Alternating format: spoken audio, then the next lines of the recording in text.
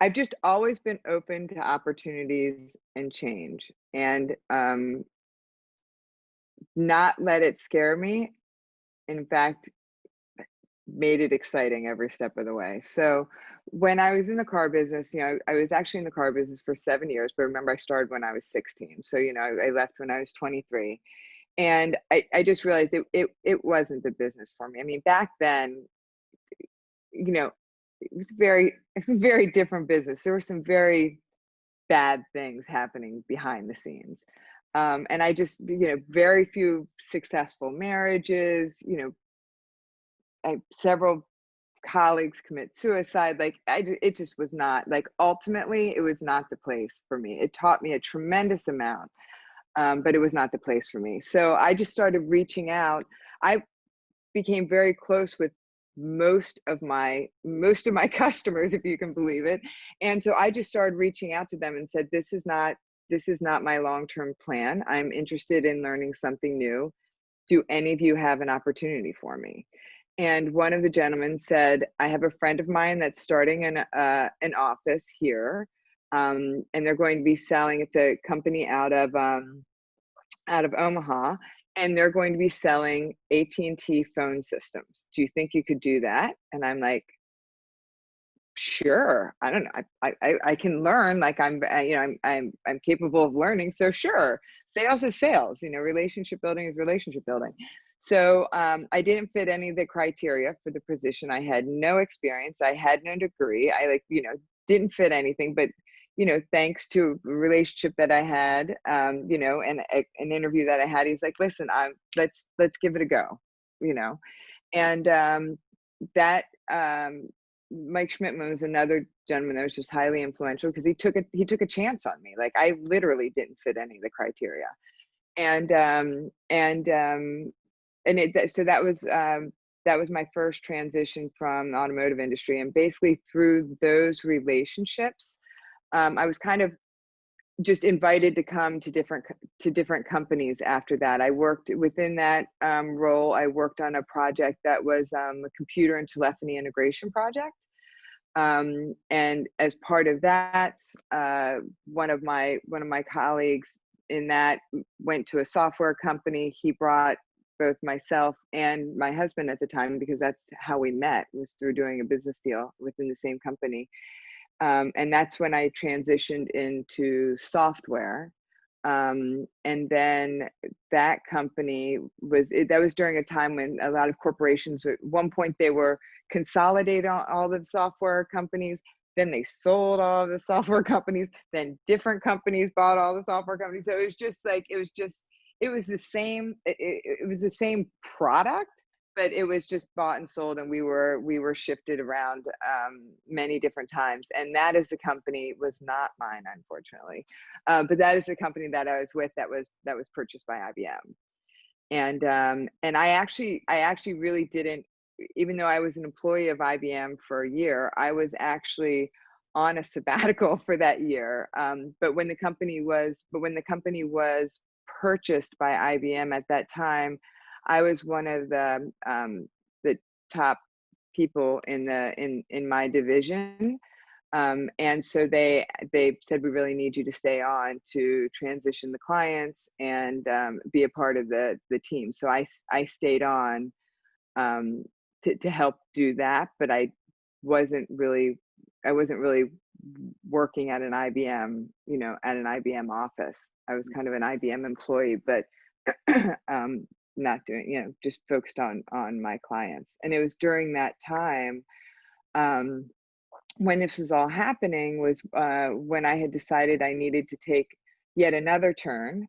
And because both my husband and I had been traveling extensively for work, we at this point had young kids, and we were basically tag teaming. So I would leave for somewhere, and Dan would stay home, and then I would come back and Dan would leave. And we said, okay, the kids are getting older now. It's less about making sure that they're loved and fed and warm and coddled, and now they're going to start developing who they are as human beings, right? So we need to be more present. So I decided to leave software for that period of time, and I started a children's enrichment center called Skipping Stones, with actually my son's first Montessori teacher. And that business still exists today. We actually sold it about 2.5 years after we started it. And it was during that time that we started Fountainhead, because that's when I was here on the ground, and we had been dreaming about this idea, and that's really when we were able to bring it to fruition. And then it took many turns after that. I sold that business, went back into the software business, working for the same company again. It was now another name. It was no longer with IBM. And then a project that I had worked on, and then there were that was the one female boss that I had that was like, she was awful. She was against all women as opposed to for all women. And I wanted to leave there, and I had developed a technology with a group of engineers in Canada that was specific to the pizza delivery industry.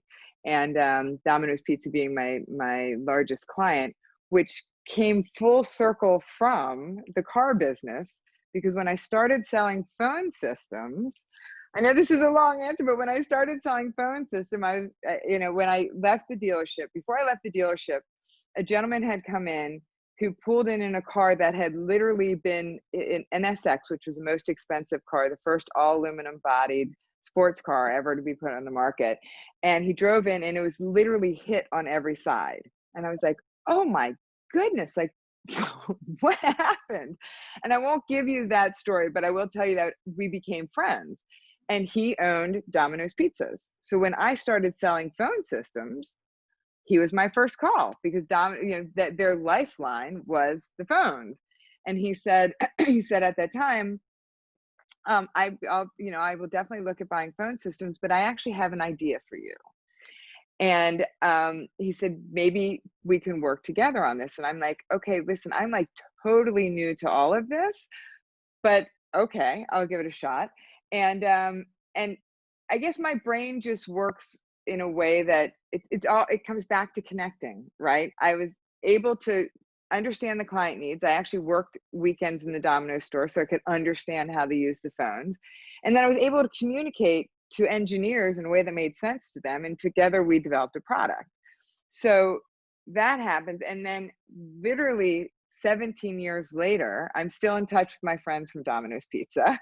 I'm deciding that I maybe want to go back into, I'm again in a transition moment. So I'm calling my friends and my past clients. And one said, they're still selling that technology as if it's new 17 years later. And I'm like, oh gosh, there's so much more we can do now. And they said, good, so come back and do it. And I was like, okay. And so I went back to that. And then fast forward, finished that project. At this point, Fountainhead, I was working, at this point I had way too many full-time jobs because Fountainhead was growing and evolving. We were doing so much more with the residency and the studios. And I was going, I can't handle this many disparate full-time jobs. Like, maybe I can keep the same number of full-time jobs, but put them in the same industry. And so that's when I went into art advising and started Your Fountainhead. And that was fantastic. I absolutely loved that. But again, it was like the residency in the studios and nonprofit was just continuing to evolve and to grow. And eventually I said, okay, I need 2 full-time jobs. I need to be a mother and a wife, and I need to have one that, that fills my heart and pays the bills, essentially. And that's when I transitioned to be full-time with the nonprofit.